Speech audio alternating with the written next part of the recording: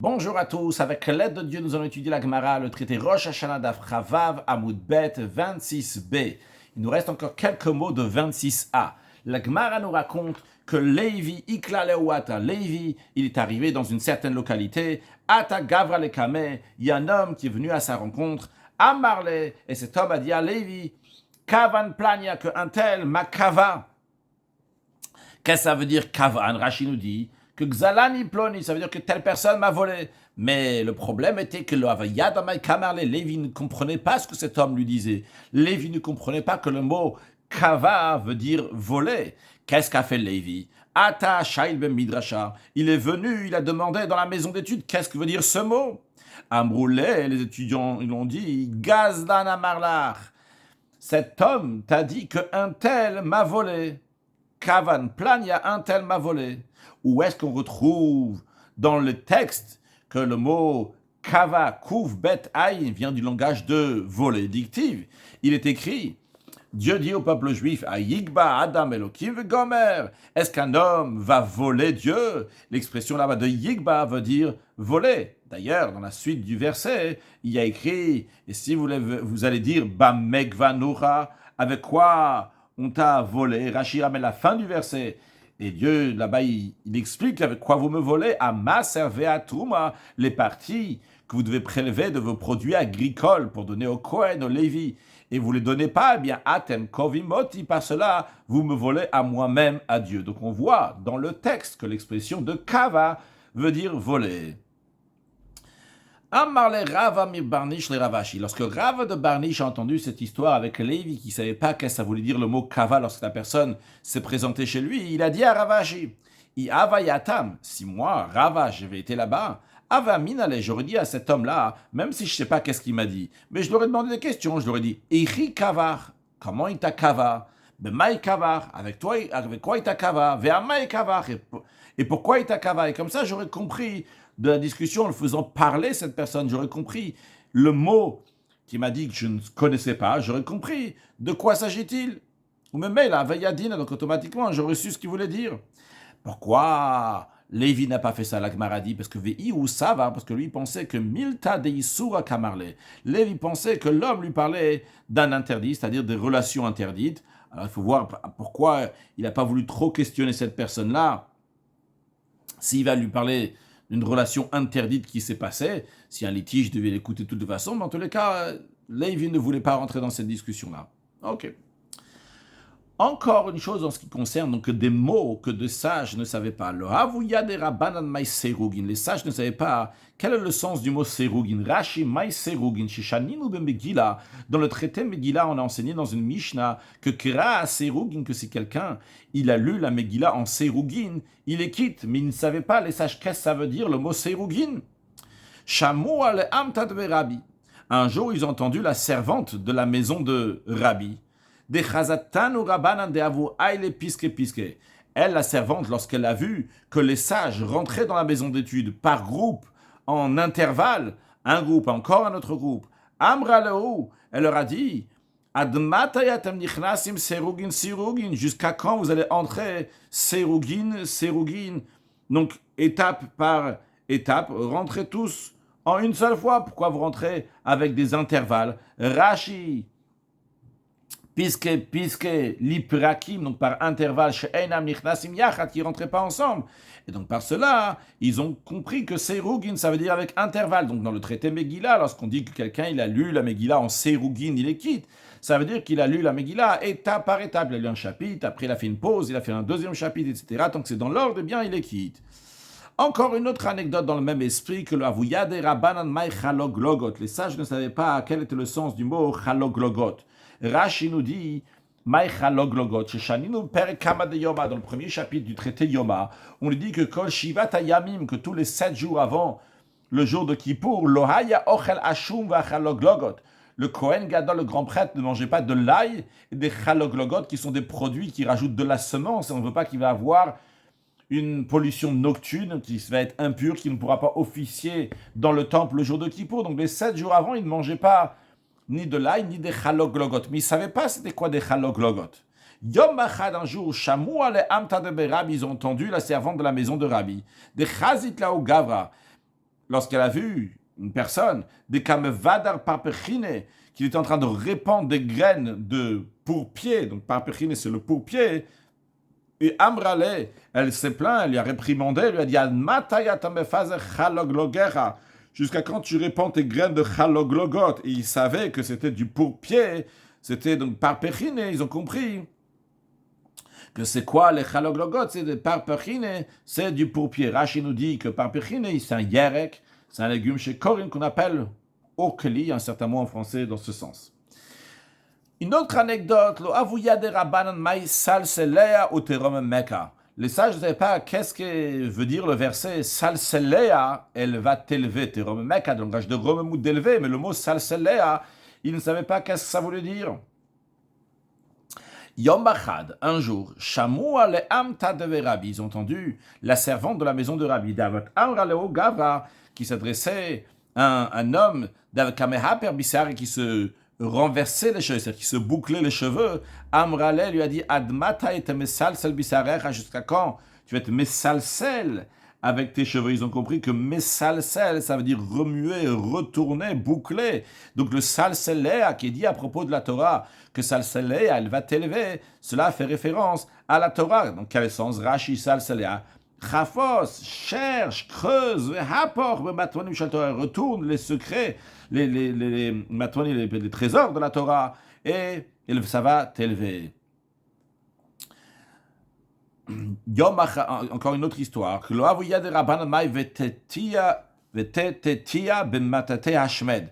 est dit à propos de Bavel, de Babylone, qu'Hachem va être la tétatéia, on ne va pas traduire maintenant, avec un mataté de destruction. Bon, c'est dans le langage qu'Akadosh Baruch Hu va complètement balayer Bavel. Mais les sages ne savaient pas c'était quoi l'expression de tétatéia et mataté. Alors, Yom Achad, un jour, Shamua le Amta de Rabbi, ils ont entendu la servante de la maison de Rabbi, Davat Amra lecha, qui a dit à une de ses collègues, Shkoli tateta, prends un balai, vetati beta, et balaye la maison. Donc ils ont compris que cela fait référence donc à Bavel, quand il écrit vetetia bemateate Hashmed, qu'Hachem il va être donc balayé avec un balai de destruction. Bavel, ça veut dire donc c'est balayé. C'est à noter, il y a écrit dans la Rizal que tous ces servantes-là de Bey Rabbi, de la maison de Rabbi, c'était pas n'importe qui, c'était tous des servantes.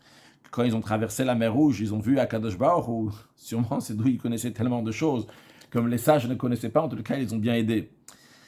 Continuons, une dernière anecdote en ce qui concerne donc des expressions que les sages ou des gens ne connaissaient pas. Le havu yadera banan mayahashlecha l'Hashem yahav chavui chalkelecha. Ils ne savaient pas l'expression dans le psaume qui dit jette vers Hachem ton yehav, il va te tout soutenir. Ils ne savaient pas le mot yehavcha, tu dois jeter sur Hachem, ils ne savaient pas qu'est-ce que ça veut dire ce yehav. Et Amar Rabba Chana, il a dit que Yom Bachad un jour, Avazdin Badeutaya, un jour, il cheminait, il est en train d'aller de marcher avec un marchand arabe, avec Darin Tuna, et lui, Rabba Chana, il portait une charge. Ve Amarli, et ce marchand arabe, il a dit à Rabba Chana, Shkol Yahavech, prends ton Yehav, ou jde à Gamlai, et jette-le sur mon chameau. Rashi Ve'avidarina Tuna, Nosé Massor, donc je portais une charge, il m'a dit de la jeter, de la mettre sur son chameau, donc d'où il a déduit que Yehav veut dire une charge. Bien, on revient maintenant au shofar, Matnitin, Mishnah, shofar shel Rosh Hashanah. Le shofar de Rosh Hashanah, de quelle forme il doit être? Il doit être shel Yael Pashut. Rashi dit que Yael Pashut, il dit c'est le deuxième Rashi de la Mishnah, c'est Steinbouk en tous les cas, donc c'est une chèvre sauvage. Et aussi, donc on dit Pashut, ça veut dire que c'est droit. C'est que la forme de ce chauffard doit être une forme de chauffard qui est droit, ce qui est le cas en général des chèvres sauvages. Ici, on ne veut pas dire que c'est uniquement d'une chèvre sauvage, mais en tous les cas, ça doit être dans le même droiture d'une chèvre qui est sauvage, donc qui est un chauffard donc qui est droit et non pas un chauffard qui est courbé. Ou piv metsupezav, et l'embouchure est recouverte d'or. Comme on verra, il ne s'agit pas que l'embouchure dans l'endroit où on met la bouche pour sonner, mais au début de l'endroit, on met juste après la bouche, là-bas, donc c'est recouvert en or. Et on parle du chauffard qui est dans le Bet Hamikdash. Voyons Rashi. Shofar shel Rosh Hashanah shel Yael Pashut. Le shofar de Rosh Hashanah est d'une chèvre sauvage sa corne est droite, mais fareshtam abigmara, on expliquera la raison de la Gemara des mid et des tfila lorsqu'il s'agit dans le contexte les choses donc de la prière, tout ils ont besoin d'une droiture, que la personne va être droit, honnête et aussi remonté vers Hachem. On ne discutera plus de la Gemara aujourd'hui. Yael Rachel Steinbook, ou piv metzupe zahav, et l'embouchure est recouvert d'or, beshel migdash kam. On ne parle pas de chauffard que chacun il utilise à Rosh Hashanah, on parle de celui qui est dans le Bet Hamikdash, qui est dans le temple. De même, ce qui est dit dans la suite tout de suite, c'est dans le Bet Hamikdash, kushte chatzot sot minas dadin, que quand on sonne le chauffard à Rosh Hashanah dans le temple, il y avait en plus de la personne qui sonnait le chauffard, à sa droite et à sa gauche, donc de part et d'autre, de chaque côté, il y avait deux trompettes, deux personnes qui sonnaient dans la trompette. Mais bien qu'il y avait le son du chauffard et le son de la trompette, mais chauffard marque, c'est le son du chauffard qui doit se prolonger, vachatzot mais katzot, et celui des trompettes qui doit être plus court. Chez mitzvah tayom b'chauffard, car le commandement du jour concerne le chauffard. Rashi chauffard marque, qu'est-ce que ça veut dire qu'il prolonge? Le poskim, après que les trompettes ils s'arrêtent, poskim ils arrêtent leur sonnerie, nishma kol chauffard, on entend le son du chauffard qui continue encore, qui prolonge, parce que l'essentiel ce jour-là, la mitzvah, c'est quoi? C'est le chauffard.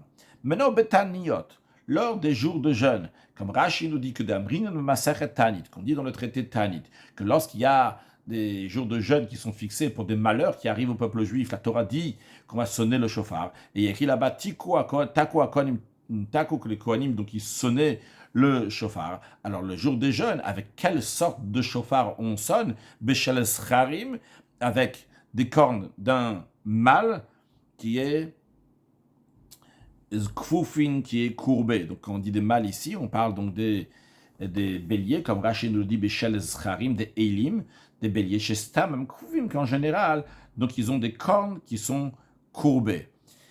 Ou pien betzupezav, là-bas aussi, donc l'embouchure est recouverte d'argent. Ou shtechatzot ba'emza, il y a deux trompettes entre les deux. Shofar mekatzer, le shofar, il doit être court, vachatzot ma'arichot, et c'est les trompettes qui vont être ma'arir, qui vont être plus longues. Pourquoi? Chez mitzvah tayom bachatzot, car le commandement principal de ce jour-là, le jour de jeûne, qui a été fixé pour des malheurs du peuple juif, qui sont en train d'arriver au peuple juif. Pour cela, donc, on s'éveille, on se rassemble, etc. Ça concerne les trompettes. Rashi, shtechatzot be'emza, il y a deux trompettes au milieu, c'est-à-dire shne shofarot laen.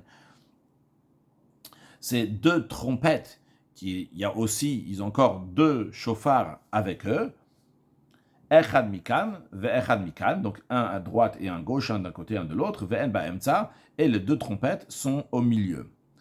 Chez mitzvah tayom bachatzot, mais qu'est-ce qui va prolonger? C'est les trompettes, parce que la mitzvah du jour, c'est les trompettes, les knufia be'almaninu, car ils sont là donc pour rassembler, pour rassembler le peuple juif. Le rassemblement, comment on fait le rassemblement? C'est avec des trompettes dictives, comme est écrit dans la Bible, dans le Pentateuque, dans la Torah, il y a écrit que les trompettes, qu'est-ce qu'on va en faire avec?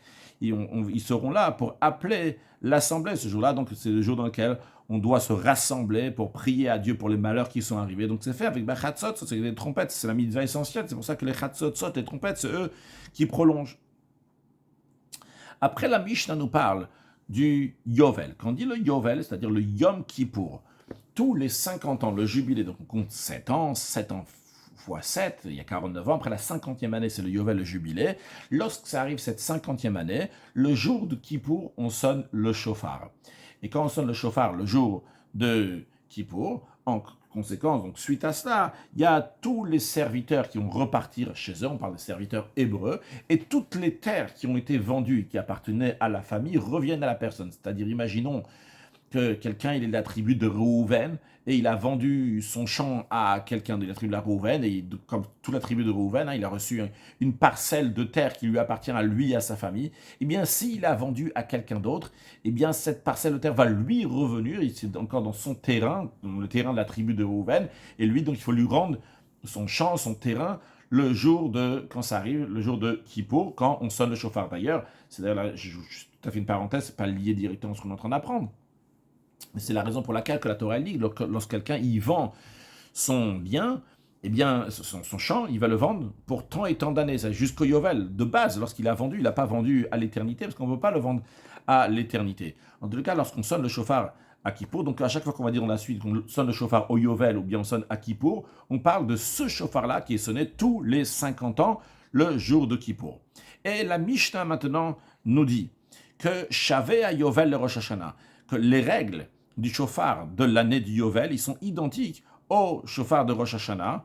Donc, ils sont identiques, les règles, pour deux choses. La tkiya pour le chauffard, en ce qui concerne la sonnerie du chauffard, et pour une deuxième chose aussi, les brachot pour les bénédictions, comme on va expliquer dans un instant. D'abord, Rashi, Shavé à Yovel le Rosh Hashanah de tkiya, que l'année du Yovel est identique à celle de Rosh Hashanah en ce qui concerne la tkiya, la sonnerie du chauffard. C'est-à-dire quoi? C'est-à-dire bipshutin, la même manière qu'à Rosh Hashanah, on sonne du chauffard avec un chauffard d'une chèvre sauvage, c'est-à-dire c'est quoi le point d'une chèvre sauvage? C'est que ses cornes sont droites. De la même manière aussi, au Yovel, au Kippour du Yovel, on doit sonner avec un chauffard qui est droit. Bien que la raison pourquoi on sonne le jour du Yovel, ce n'est pas pour la même raison qu'à Rosh Hashanah, c'est l'Olet Tfila, c'est ni pour la prière, l'Olizikaron, ni pour que Dieu va se souvenir de nous, comme c'est le cas de Rosh Hashanah. Elle a seulement pourquoi on sonne le chauffard, le Yom Kippour du Yovel, c'est le Siman Shiluach Avadim, c'est en signe que maintenant on renvoie donc les serviteurs hébreux, ils repartent chez eux, Vashmatat Mechirat Sadot, et que on rend les champs qui ont été vendus. Afilouari, quand même, que des Rosh Hashanah, le Mavde, il y a besoin de faire comme le même chauffard de Rosh Hashanah. C'est un chauffard qui soit pachout, qui soit droit. Pourquoi? Des Gamrin, Shava, parce que on déduit ça par Xerashava, raisonnant par analogie. Shvi, l'expression de Shvi du 7e mois est dit aussi bien pour le chauffard du Rosh Hashanah et aussi bien pour le chauffard du jour de Kippour. On apprendra ça avec Perek Batra dans le dernier chapitre du traité Rosh Hashanah. Donc ça, c'est le premier point commun entre le chauffard de Rosh Hashanah, le premier point commun entre Rosh Hashanah et le Kippour du Yovel en ce qui concerne donc le chauffard. Pour une deuxième chose, les brachot pour les bénédictions. C'est-à-dire, à Rosh Hashanah, il y a 9 bénédictions dans le Moussaf de Rosh Hashanah. Expliquons un peu plus, dans la prière de tous les jours, il y a 19 bénédictions, d'où l'expression de Shmoné Esre.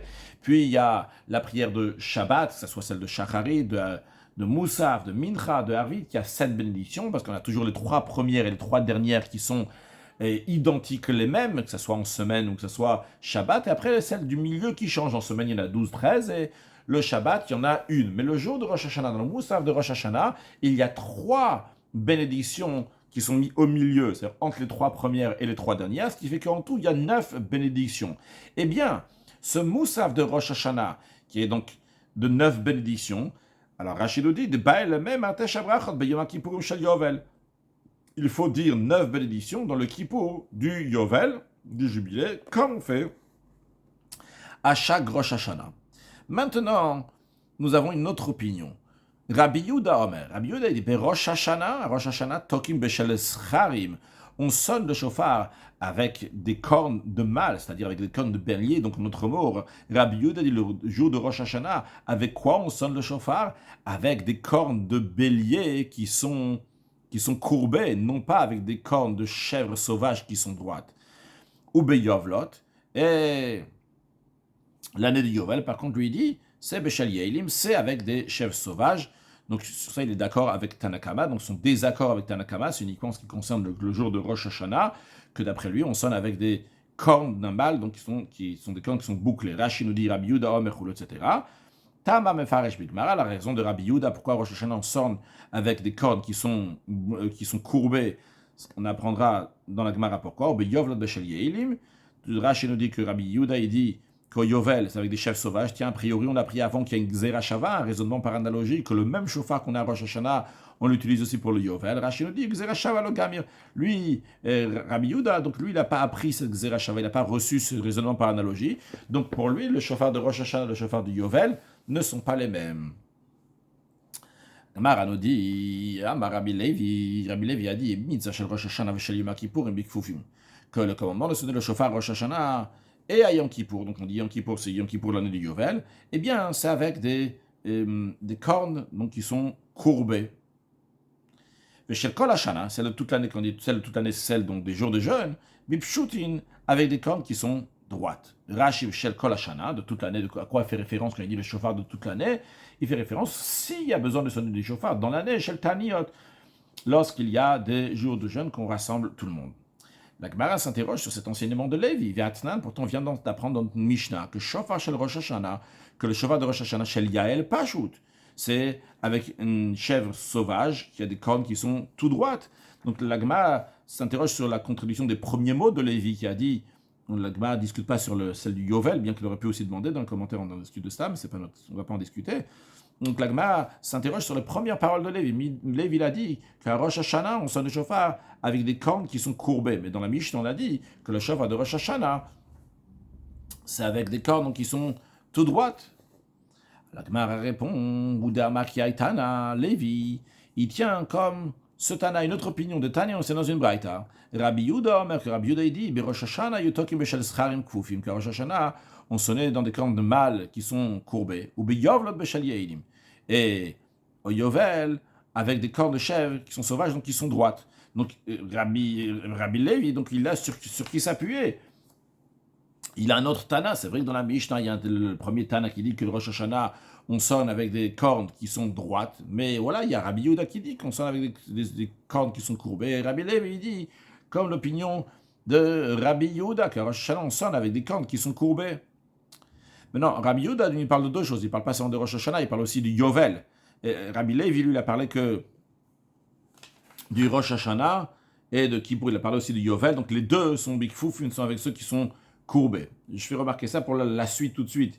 On dit Rabbi Lévi, il aurait pu dire simplement que la lacha, elle suit l'opinion de Rabbi Yehuda. On a compris que Rosh Hashanah, on doit sonner avec des cornes de bélier qui sont courbées. Alors la Gemara a dit justement non, il n'a pas dit la lacha comme Rabbi Yehuda. Pourquoi? Parce que s'il avait dit la lacha comme Rabbi Yehuda, on aurait pensé à Filouchel Yovel Nami qui Rabbi Yehuda s'y allait. Que même pour le Yovel, Rabbi Lévi pense qu'il faut utiliser comme Rabbi Yehuda. Rabbi Yehuda il dit qu'à Yovel, qu'est-ce qu'on doit prendre? On doit prendre des cornes qui sont tout droites, des cornes de chèvres sauvages qui sont droites. C'est la raison pour laquelle il n'a pas dit la lacha comme Rabbi Yehuda. Il a dit qu'il faut prendre à Rosh Hashanah des charim kfufim, donc il faut prendre donc de bikfufim, donc qui sont courbés, et aussi bien donc à Yom Kippour. On ne peut pas nous dire que la lacha elle est comme Rabbi Yehuda parce qu'il n'est pas d'accord avec Rabbi Yehuda. Rabbi Yehuda il pense qu'il y a une différence entre la forme du chauffard, la corne qu'il faut utiliser à Rosh Hashanah et au Yovel, tandis que Lévi, lui, pense que dans les deux, et Rosh Hashanah et au Yovel, les deux, c'est toujours courbé. Rabbi Yehuda dit Rosh Hashanah c'est courbé et au Yovel c'est droit. Lévi dit non, le même chauffard que tu as utilisé à Rosh Hashanah, tu dois l'utiliser aussi à Yom Kippour du Yovel. En effet, lui fait la Gzera Shava, comme on verra dans la suite de Rashi Kamash Malan, et c'est justement ça qu'il vient nous enseigner. Rashi Kamash Malan, ça qui vient nous enseigner Rabbi Lévi, que Rosh Hashanah était que Rabbi Yehuda, que Rosh Hashanah il pense comme Rabbi Yehuda, que la corde de bélier, c'est une corde de bélier, donc une corde qui doit être courbée à Rosh Hashanah. Mais le Yovel, il ne tient pas comme Rabbi Yehuda, que ça doit être une corne qui est droite, parce que lui il pense, Rabbi Lévi il pense que même à Yovel il faut qu'il soit une corde qui soit courbée. Pourquoi? Mishum Gzera Shava, parce que Rabbi Lévi tient oui de la Gzera Shava, que le même chauffard qui est à Rosh Hashanah, c'est le même chauffard qu'on utilise aussi à Kippour. Donc il ne tient pas totalement comme Rabbi Yehuda, il tient comme Rabbi Yehuda uniquement en ce qui concerne la corne qui est courbée à Rosh Hashanah. Maintenant, la Gemara vient expliquer la controverse qu'il y a entre Tanakama et Rabbi Yehuda dans notre Mishnah, que Tanakama il dit que le jour de Rosh Hashanah on sonne avec des cornes qui sont droites, et Rabbi Yehuda il dit qu'on sonne avec des cornes qui sont courbées. La Gemara dans Maïkamiflege, quel est le point qui fait qu'ils sont en désaccord? Rabbi Yehuda et Tanakama, la Gemara répond, ça va. Un maître il pense, donc c'est Rabbi Yehuda qui pense que Berosh Hashanah, le jour de Rosh Hashanah, Kama de Chayef Inishdate, le plus qu'un homme courbe son esprit. Donc ici dans la Gemara nous avons la version Inishdate, donc le Kayef, le courbé, ça se dit sur quoi? Sur le date, sur l'esprit de la personne. Il doit courber son esprit, la soumission, l'humilité envers Akadosh Baruch Hu, Tfemale, d'après lui c'est mieux. Alors j'ai dit que dans la Gemara on a c'était la version donc de date, parce que dans Rashi qu'on fait tout de suite, Rashi dit d'abord B'maïka mifli quel est le désaccord entre Tanakama et Rabbi Yehuda, et il dit Kama de Kayef Inish. Rashi n'a pas le mot date, donc quand il dit Kama de Kayef Inish, le plus qu'un homme va se courber. Donc ça ne fait pas référence à l'esprit de la personne, au dad de la personne, mais ça fait référence à la personne elle-même. C'est pour ça que Rachid explique, bitfilato, le plus qu'un homme se courbe dans sa prière, panav kvushim laaretz, c'est que sa face regarde le sol, va vers le sol, tfei adif. C'est toujours mieux, c'est de plus en plus, donc qu'il est kofer, qui se courbe vers le sol, qui a été écrit que mes yeux et mon cœur vont toujours être là-bas, donc du côté de Yerushalayim. Donc la personne elle, se courbe en tous les cas. Quand il sonne, le chauffard aussi donc va être courbé. Hilka Rosh Hashanah des tefila, vu que à Rosh Hashanah c'est la prière, ou la haskira kedat Yitzhak, pour se souvenir de la ligature de Yitzhak. Bah, c'est pour ça que vient le chauffard. Alors, ba'inan kfufin, il y a besoin que ça soit courbé. Veyovlot, par contre, le yovel, shanlikodror, ça vient pour appeler la liberté des serviteurs. Ba'inan pshutin, il y a besoin d'un chauffard qui est redressé, comme le serviteur qui se redresse, qui repart là où il est. Xerashava, mais Rabbi Yehuda, donc il n'a pas de Xerashava pour dire que c'est le même chauffard de Rosh Hashanah et du yovel. C'est la raison pour laquelle il dit Rosh Hashanah, il y a une raison, donc que ça soit kafouf, soit courbé, et celui de yovel, qui soit tout droit. Ça, c'est l'opinion de Rabbi Yehuda. Au Masavar, et Maître pense, donc Tanakama, il pense que Rosh Hashanah, le jour de Rosh Hashanah, Kama de Pashit Inijdate, de plus que l'homme redresse son esprit, d'être honnête, d'être droit vers Hachem, eh bien, te fait mal. C'est le mieux c'est. Donc, c'est la raison pour laquelle il faut prendre un chauffard qui est droit. Encore une fois, ici aussi, nous avons la version de notre Gemara Inijdate, que la personne, elle est Pashit Date, il redresse son esprit. Rashi n'a pas le mot date, il dit juste Kama de Pashit Inish, qu'un homme se redresse. Rashi, il dit Kama de Pashit Tfe Adif, Mishum Nissa Levaveinu al Kapayim, parce qu'il y a écrit élevons nos cœurs avec nos mains vers Hachem. Car c'est pour cela. Rosh Hashanah, le jour de Rosh Hashanah, Bipshutin, il faut des chauffards, donc qui est une corne, qui est droite, qui monte des tfilaou, vu que c'est fait pour faire la prière à Rosh Hashanah. Ou de Yom Kippourim Nami, celui de Kippour aussi, du Yovel aussi, on va le prendre un chauffard, une corne qui est tout droite. Pourquoi, a priori, là, il n'y a pas cette même notion de Rosh Hashanah? La raison, elle est Mishum de Shav et Bixera Shava, parce que le Tanakama tient de la Xera Shava du raisonnement par analogie. Bien, ça, c'est en ce qui concerne donc les Rosh Hashanah, les cornes de chauffard de Rosh Hashanah et du Yovel. Maintenant, en ce qui concerne le Betanit, dans les jours de jeûne, dès les Knoufiak, c'était pour rassemblement, Loïr Patlan, ça ne change rien. En effet, on va en faire qui vont être donc courbés, les Kera pour différencier entre le chauffard de Rosh Hashanah et le chauffard du reste de l'année.